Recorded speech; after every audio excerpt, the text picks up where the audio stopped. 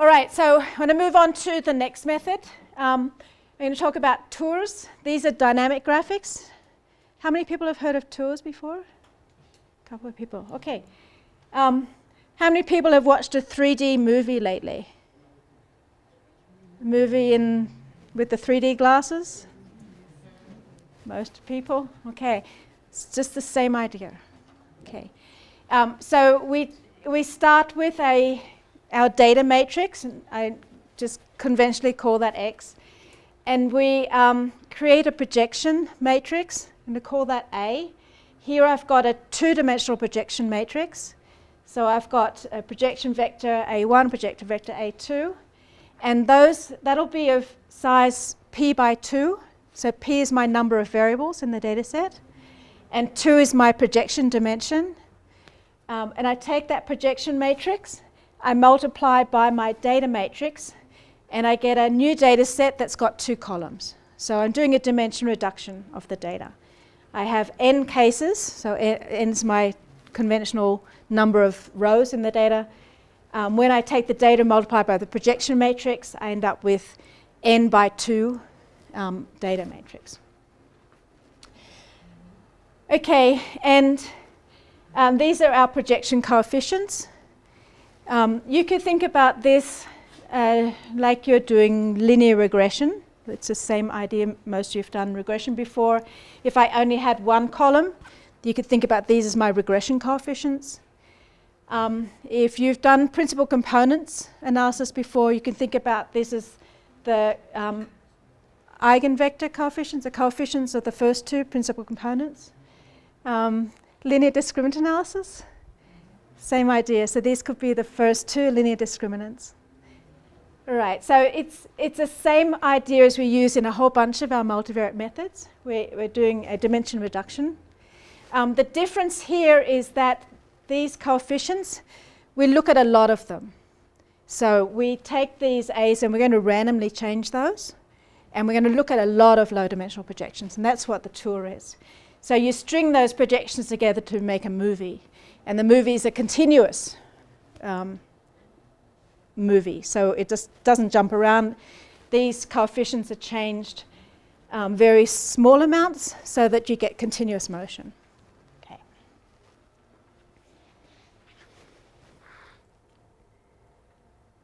Right, so here's what you do to calculate.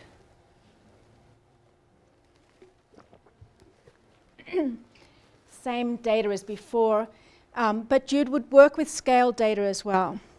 So if you've got variables on different units, you still need to scale them. So using the mean standard deviation scale, again, we might have something different, but that's our scale data. Here's my projection matrix. So my first projection is just a combination of the first 2 variables, and 0 on the second 2 variables. And the second projection vector is 0 on the first 2 variables, and it's a combination of the second 2 variables. Okay. Multiply the data by this one, and I get this projection. So this projection of the data. And that's what I plot. I plot that projected data.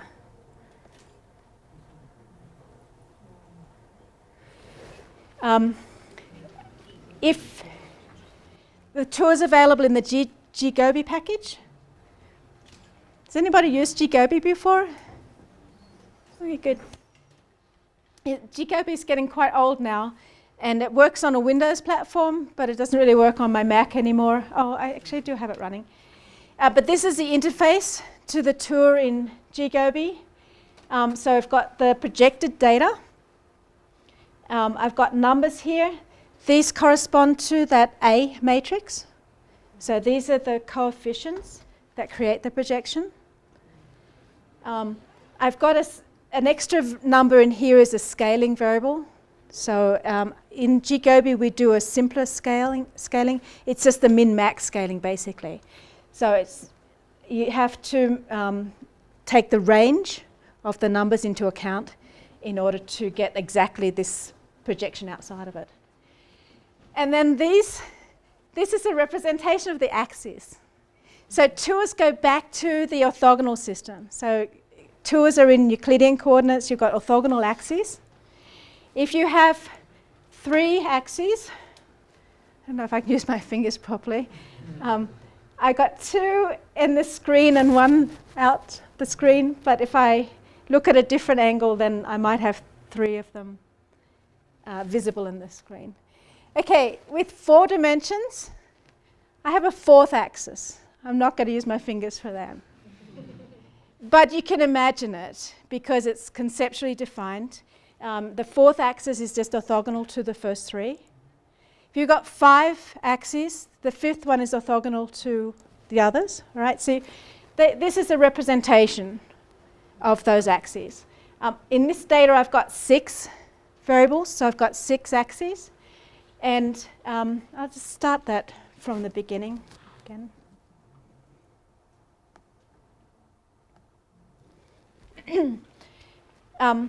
This projection is just the first variable versus the second variable. And so you probably can't see the coefficients here, but the coefficients for the first projection are 1, 0, 0, 0, 0, 0. The second projection vector is 0, 1, 0, 0, 0, 0. Okay. And this is the same information as this, except we've split it into separate circles, because this gets a bit complicated with lots of different axes, and this helps us digest how much each variable is contributing to each projection. So when I start this, you'll see that these change, and you'll get different views here, right?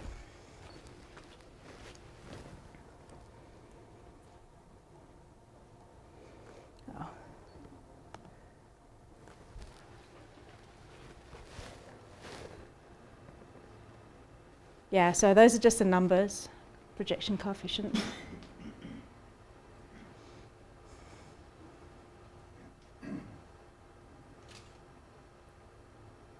Okay, go on.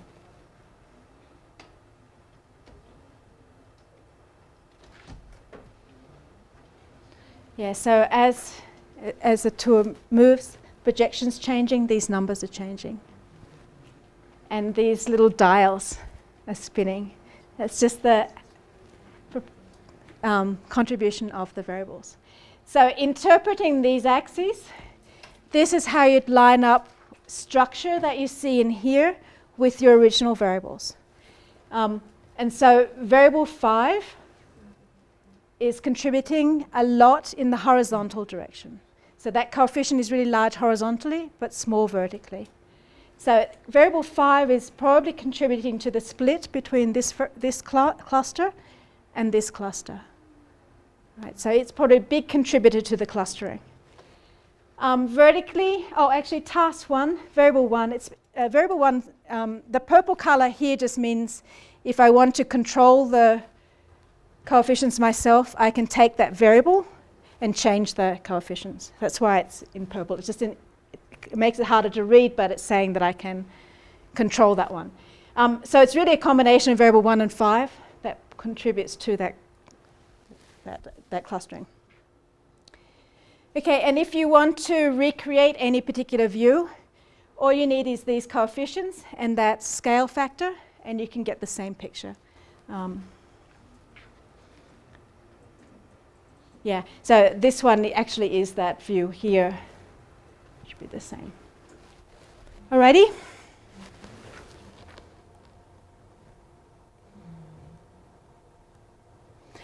I'm going to come back to this for a moment. So it's the same mechanism that's used in the 3D movies, and you've only got 3 variables. But it's the same approach. But another way to think about it is if you have an object, maybe I'll do this one. So if you have an object, instead of looking at the object, you're looking at the shadow. So they're projections, so they're just shadows. So if you look at enough of the shadows, you can put together the shape. Yeah. And that's what we're trying to do. And that shape that we're seeing, statistically we call that the joint distribution. So if you see enough of the shadows, you can get a good sense of the joint distribution between the variables. Okay.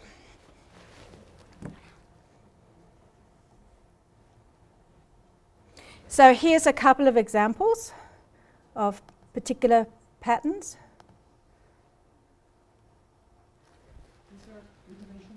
These are simulated data sets. Yeah. 2 dimensions or 3? No, these are all 5-dimensional, I think, data. And they're all 2-dimensional projections. Yeah, I'm just going to concentrate on 2-dimensional projections. But yeah, you could use any other projection dimension. So GGobi has 1 or 2 constrained. A new package in R called the Tour package allows you to decide what projection dimension you want. And then you need to have another way to display it other than a scatter plot as well. So clustering, this is simulated data with clusters. And you can see the gaps. In some views you see gaps. That says there's clustering. They're separated. The data is separated somewhere. How many clusters did you see?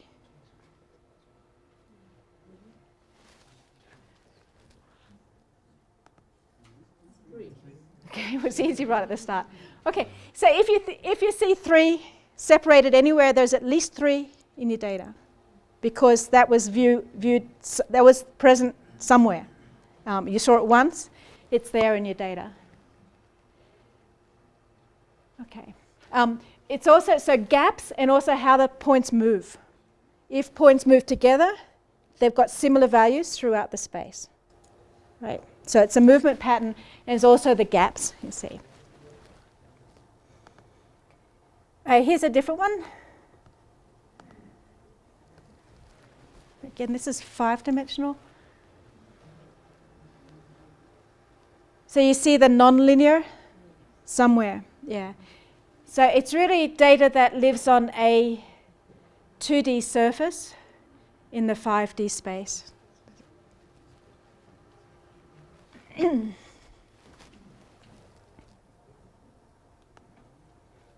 And this is the same, but there's more noise.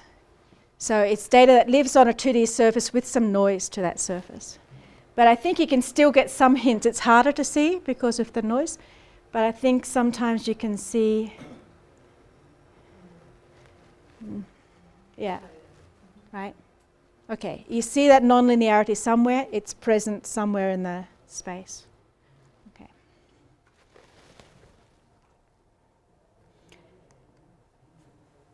All right, a couple more examples. If I've got 2 groups in the data, so here's 2 groups, orange and blue, and what we're looking for is differences between the 2 groups. Are the 2 groups the same or separate? Sorry.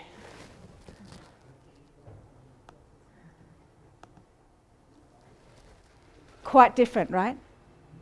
We saw them quite different. Yeah. So if you want to build a classification model for those 2 groups, if you run it through the tour and you see that difference between them, it should tell you that you should get a good model. So the classification algorithm that you use should come out as almost perfectly being able to separate the 2. There's not a big gap between them. But so this, if you get a classification result where you don't have almost perfect predictions of those 2 groups, then it says that that model's not so good, right? So it's that pre-processing to help you get some sense for what's there. I think there's a couple of more things that you can see with this data too. See some points that are floating around on their own? Those are the outliers. So points that are just drifting off in different directions to everybody else, that's a multivariate outlier. That's an oddball. Right? So yeah, we can see a few outliers with this data as well. Which criteria is used to show you the variations? I mean, say from 5 dimensions to 2, in 5 dimensions there is a lot of... yeah, exactly. So this is using the Grand Tour. And that just means that we basically doing a random walk through the 5-dimensional space. So you start in a position, you start in a particular projection, and the actual mechanism is pretty complicated to adjust for all sorts of stuff, but you pick a projection as your starting projection, and then you pick a target projection, is how it does a random walk. So pick a second two-dimensional projection in that 5D space, and then do a geodesic interpolation between the two, so that you go directly from, so you maintain your orthogonality. That's really important here. The other sophisticated part of this is, if I'm looking at a projection in this way, I don't want to see the same projection rotate within that plane.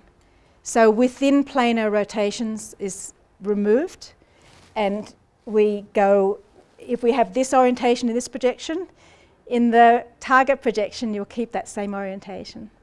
So we eliminate the within plane spin. There have been some implementations of the tour where they've really stuffed things up, and where they haven't done the geodesic interpolation. And I think those softwares have died. But it's a pretty difficult algorithm, really. You have to find angles between the two planes, the principal angles, and then use your path along there. But intuitively, people don't really need to know all that to know that it really works. You just, the sense of the movement of the points gives you a really strong sense of what the structure is in the high dimensional space.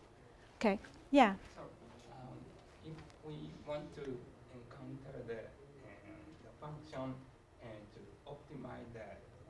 Yeah, right. So that's where the guided tour would be useful.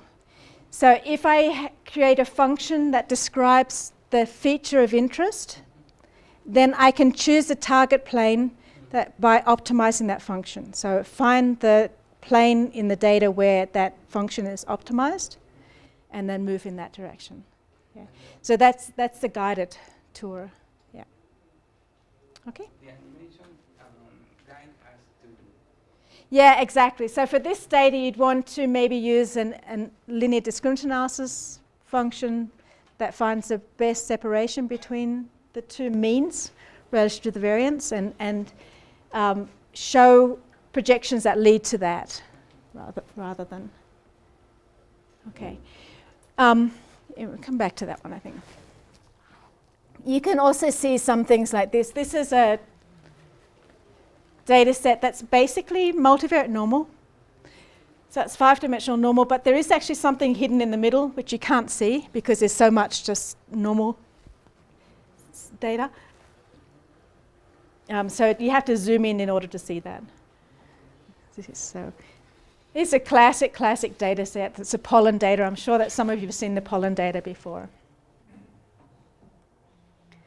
Alrighty, so the different types of tour, we've just been using grand tour. We're randomly walking over the space. You can do targeted searches, following some criterion of interest. You actually gain a lot by using the tour, not just that function. There's a lot of routines that will just find you the most interesting projection, but there's a lot to be learned by close to that projection, by looking at the tour moving into that best projection and then out of, because that best projection might not be really the best because it's slightly corrupted by an outlier or just some other sorts of structure. So it's really useful.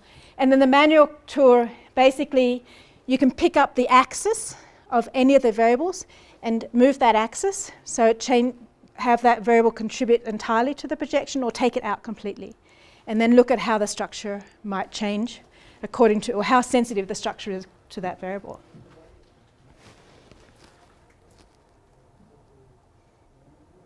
Okay, a couple more. So this is another data set where I've got 4 classes and 5 variables. So the structure is very, very strong positive association between the 5 variables. Well, I can't really see positive from a tour because I don't have direction, but I've got very strong correlation between the 5 variables, which is that linear shape. But can you see it's sort of like 4 pencils starting close in one end and then extending out. So it's like I don't know, can't. There's more variation at one end than another. All right, but the linear dependence interferes with the interpretation of the differences between the groups. So if you shift to principal component space, so run principal components on the data and then tour on that, then we extracted the linear dependence, and you should see the patterns differently. And this is where I've combined the tool with a guidance, just using a function based on linear discriminant analysis. And it will should go to where I get the best separation between the four groups. So you can pretty much see them. And then I'll keep scrambling and then optimize again. So I think we can see differences between the four groups better. Okay.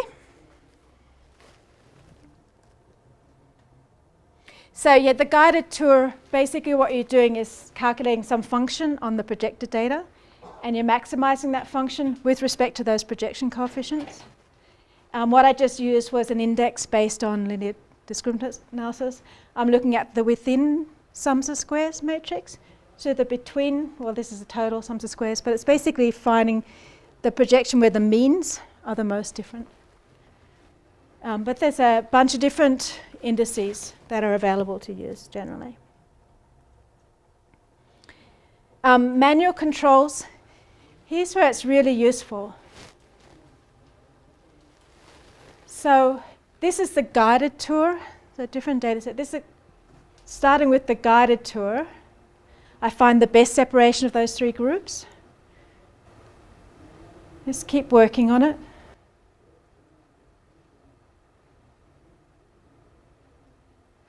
And it doesn't do a really perfect job. So the green and the purple are really confused. So here's where I take one of the axes and just start pulling the axis. I happen to pick the axis here where I know I can get some separation between the groups. That function was distracted by the fact that this group had larger variance than these ones, so it couldn't find the best one. But I know it's there because I saw it just from randomly watching the tour. And so with the manual controls, I actually find exactly where it is. So playing with these, which axis, you can find a really good separation. Okay?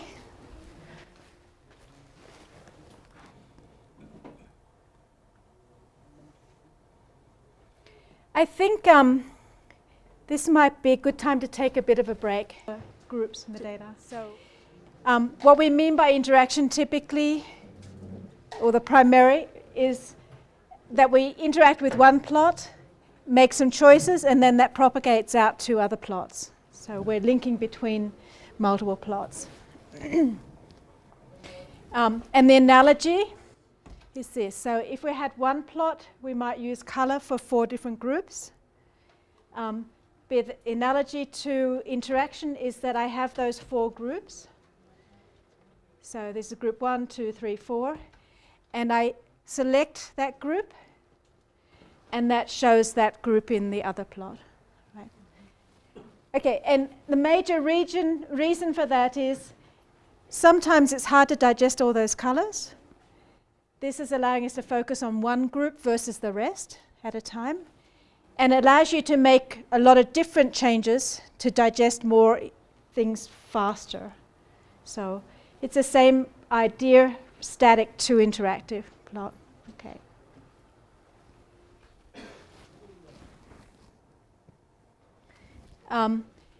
Basically, that was one-to-one linking. It may be that we have more than one point. So we could use a categorical variable to do the linking. So if I highlight one observation of a person, every other observation for that person gets highlighted. And so this would be looking at longitudinal data. I've got experience versus wages. It's a big mess. But by picking up one point at a time, I can look at different patterns in here. And I would link it to other information. This is information on some model diagnostics in here. Right, so that would be the static plot. Almost impossible to read anything from that. this allows us to get some sense of what's going on in here.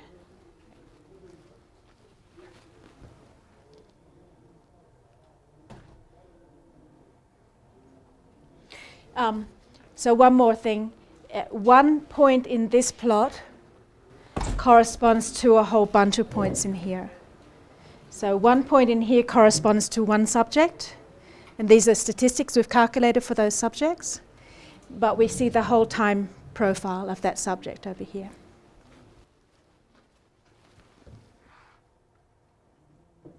So for parallel coordinate plots, this makes a big difference.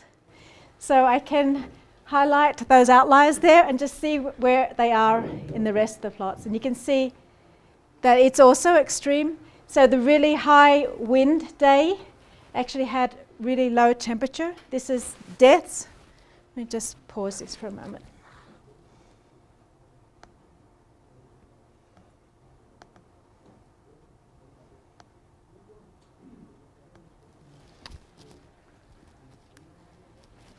So we've got deaths, temperature min, max, mean, humidity, wind, the nitrogen variables, ozone, carbon monoxide, sulfur dioxide, and just one of the particulate matter, because we said that we don't need both of them, so just include one of them. And so those two extreme cases on wind, high wind events correspond to low temperatures, moderate amount of deaths, but low pollution. Right, high wind seems to be lower pollution generally.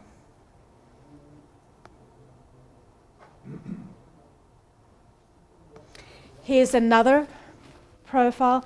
This is the one that was high on nitrogen dioxide, and that was a low wind day,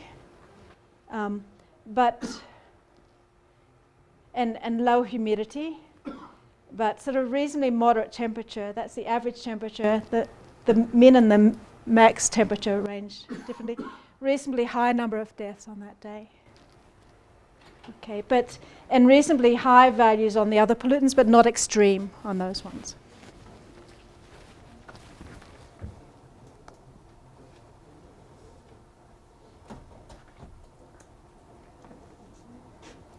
Right, so just working through looking at the extreme events.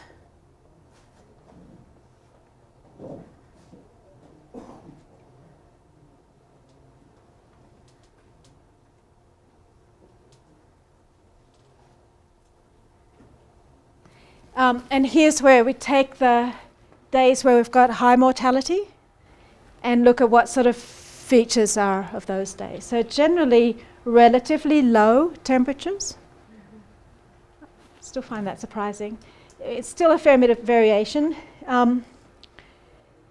Sort of moderate humidity, but lower wind events. So mostly low wind events, there's a few moderate wind. And the pollutants a little bit higher than the normal, right? At least for the nitrogen. But ozone, roughly about the middle. Carbon monoxide all over the place. So the high deaths are not necessarily related to that. And sulfur dioxide also all over the place. Maybe the particulate matter is, well, it's still pretty all over the place, slightly on the higher, but yeah.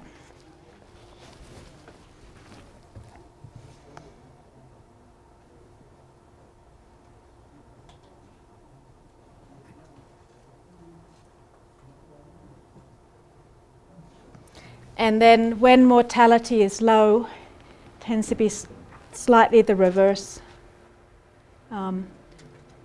Slightly higher temperature, humidity still in the middle. The wind sort of all over. Nitrogen fairly low, except for this nitrogen monoxide. Yeah, it's just a little bit of a mixed bag. No deaths. Okay, so interaction really helps to dig into those parallel coordinate plots a lot more. And so generally sort of rough assessments of what the relationships are. Again, we're not modeling, we're just getting some sense of what's there.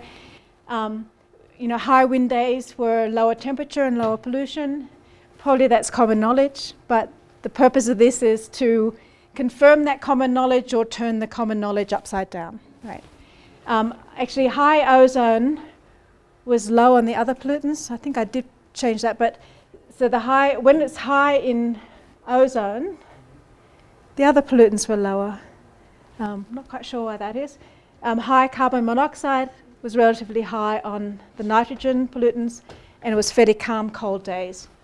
And the higher number of deaths on the colder, calmer, higher nitrogen days, not necessarily the other pollutants. Okay. So how does the linking work?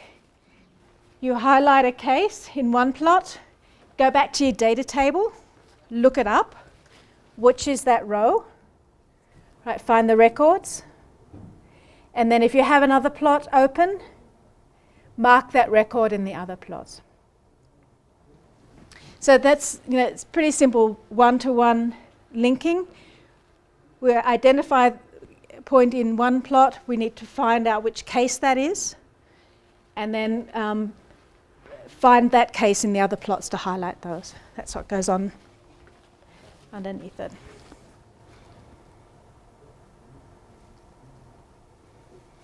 I guess one other thing I should have said. These two examples were done using the Canvas package, which is not available on CRAN, on R yet, and it only works on the Mac and Linux. So if you've got a Mac or Linux, you can run it. It doesn't work on Windows yet. It's still going. But the plots look like ggplot2 pictures, but it's not. It's Canvas. It's taking the style from there. All right, so summary of the general methods. We went through scatterplot matrix and parallel quarter plots. Both of those can be used for a variety of data types. So you can use these for categorical data as well as discrete data. Both work reasonably well for that. Tours can only be used when your data is purely numeric. You might use color for a categorical, but the variables that you add into the rotation, they need to be numeric. Otherwise, you don't really see anything. And then the linked brushing helps us drill down into the relationships. And the tools that were used were these ones.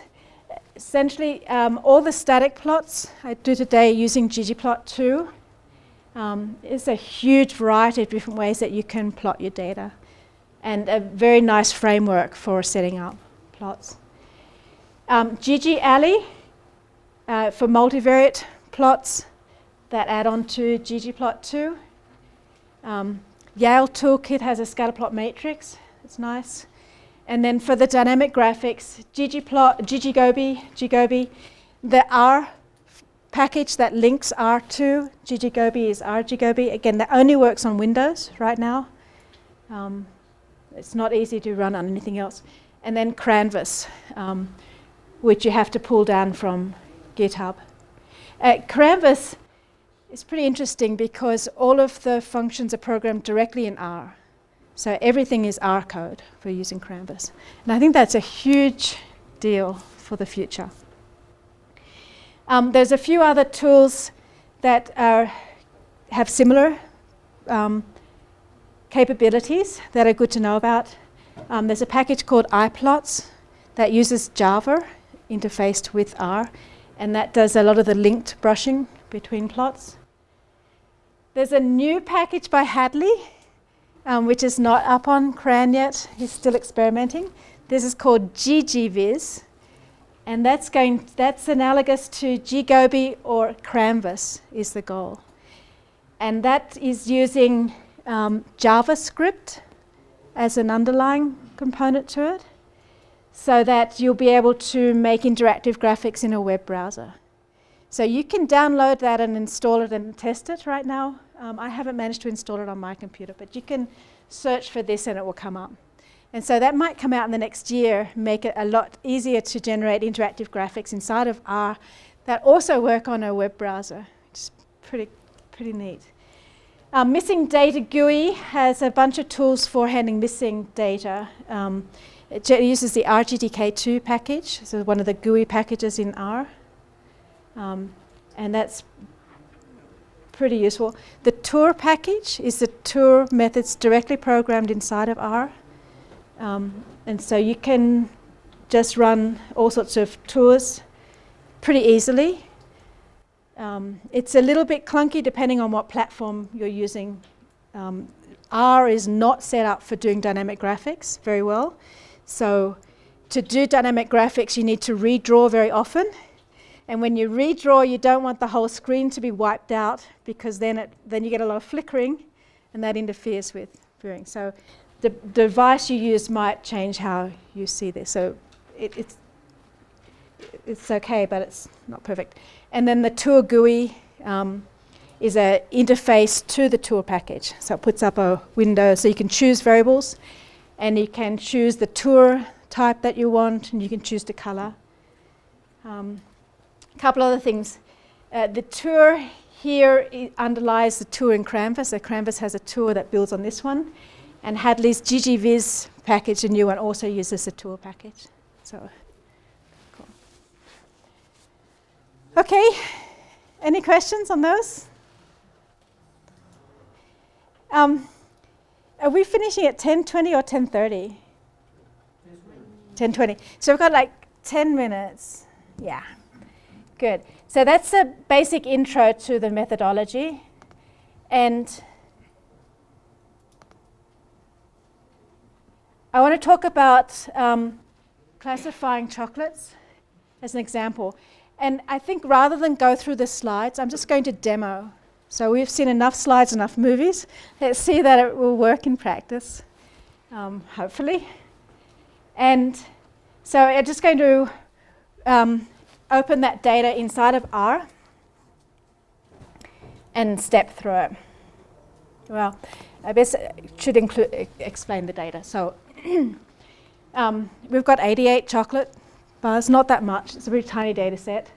It's data collected by some of my students for a project, but it's kind of fun to work with. And they recorded manufacturer, country, type of chocolate, calories and fat, total fat in grams, saturated fat in grams, sodium, carbohydrates, fiber, sugar, protein, and cholesterol. And primary question would be to determine how dark chocolate is different from light milk chocolate. Right.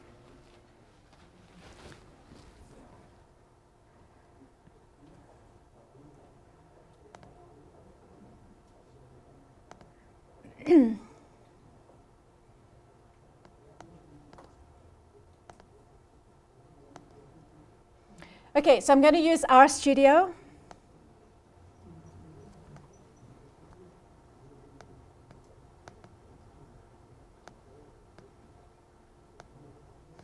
So just reading in the chocolates data, I already have that loaded in. I can do a top of that data. So you see it's there. You've just got some basic numbers for different variables, fiber, sugars, protein. Okay.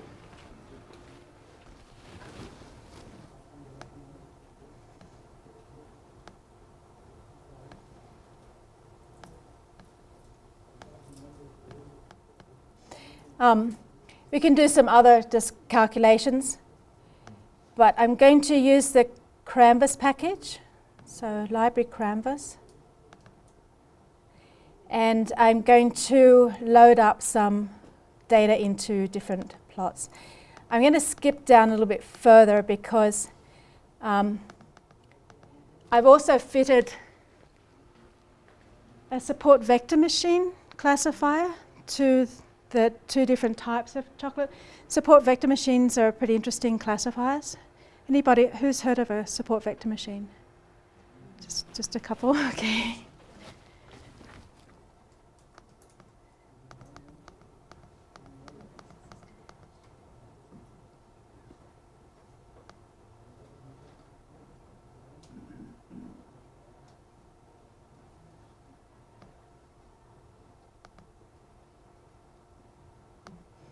All right, and then I'll put my RStudio window away. So I have a window that shows the country. So I've got chocolates from Belgium, France, Germany, Switzerland, UK, USA, Austria, and Colombia. I have a table of manufacturers. So you might recognize some of these.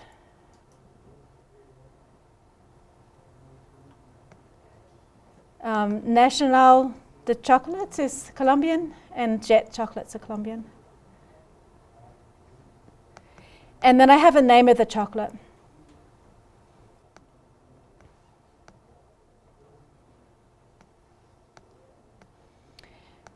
Okay, this is a parallel coordinate plot of the nutrition variables. Let me resize this a bit better.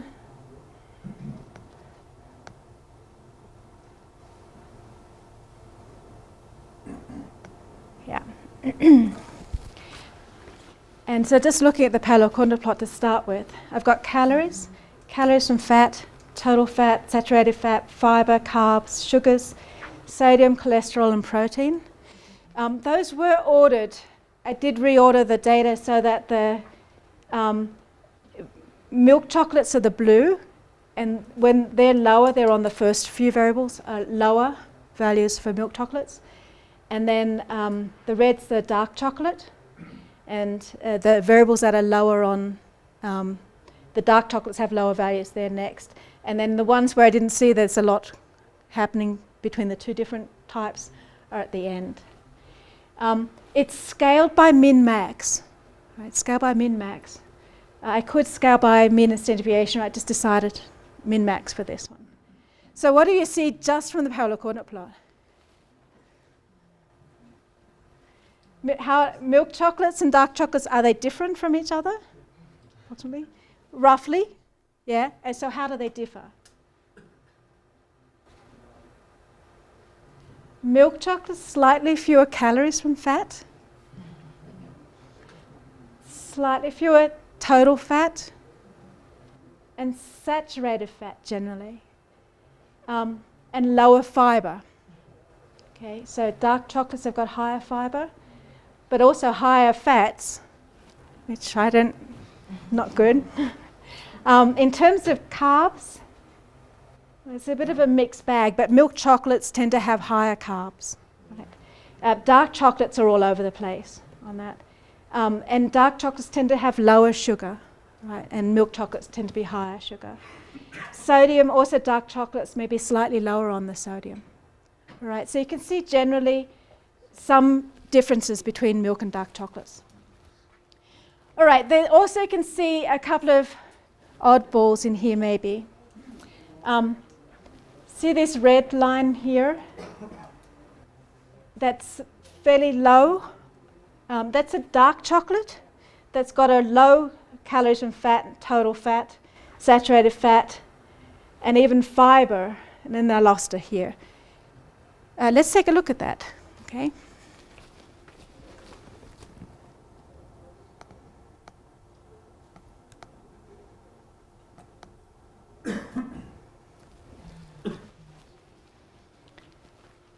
So, yeah, this is a dark chocolate, but look at it. It's low in fiber, it's high in carbs, high in sugar. Doesn't look like a dark chocolate, right? Okay, let's take a look at who it is. Pardon? Which one is? Yeah, let's take a look at it. So that will have popped up over here, I hope. Yeah. It's just called dark chocolate bar. The manufacturer is Mars, and the country is US.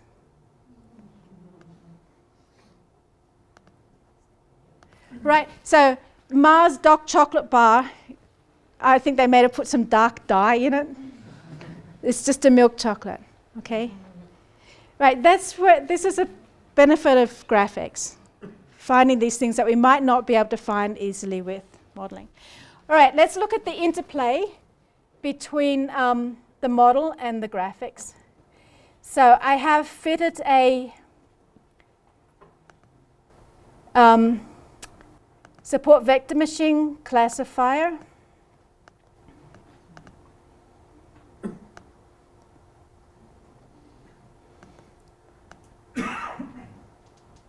This is a little bit of an ugly plot, but when you're evaluating classifiers, you look at whether cases are misclassified. And so I've got this is a confusion table that I've got plotted here.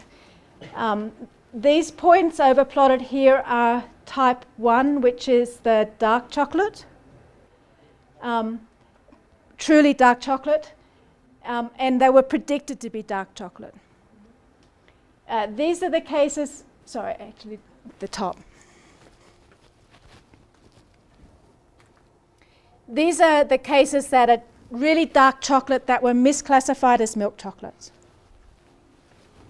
And these are, this one here are milk chocolates correctly classified as milk, and these are milk chocolates incorrectly classified as dark. Okay, so if let's take a look at the misclassifications. So these are the cases that were labeled dark chocolate but are misclassified to milk chocolate.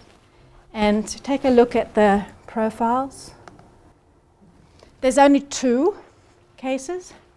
One of them is that Mars chocolate.